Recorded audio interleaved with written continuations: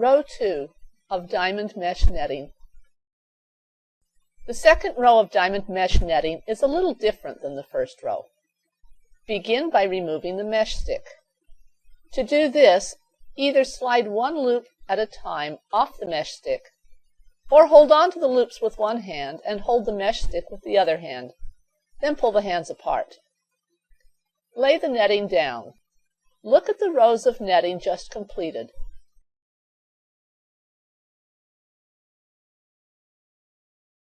The loop you just made is on the right end of the netting. You can tell because the string for the netting shuttle or thread from the netting needle is on that side. Turn the netting so the last loop you made is on the left end of the netting. Hold the mesh stick so the last loop you made is just above the top of the mesh stick. Bring the string from the netting shuttle or needle over the top of the mesh stick and begin to tie the netting knot. This time, as you tie the netting knot, go into the last loop you made in row 1 instead of the foundation loop. Continue tying the netting knot.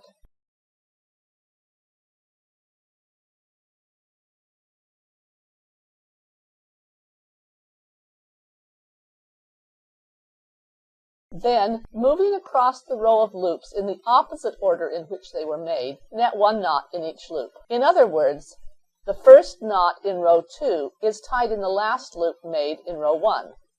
The second knot in row 2 is tied in the next to the last loop made in row 1, and so on until the last knot in row 2 is tied in the first loop made in row 1.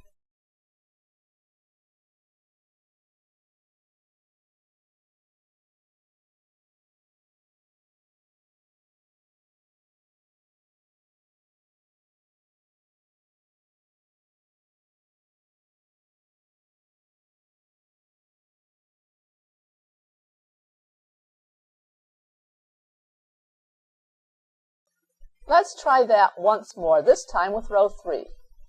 Remove the mesh stick. Turn the netting so the last loop you made is on the left end of the netting. Hold the mesh stick so the last loop you made is just above the top of the mesh stick. Bring the string from the netting shuttle or needle over the top of the mesh stick and begin to tie a netting knot. This time, as you tie the netting knot, go into the last loop you made in the previous row. Continue tying the netting knot. Then, moving across the row of loops, net one knot in each loop.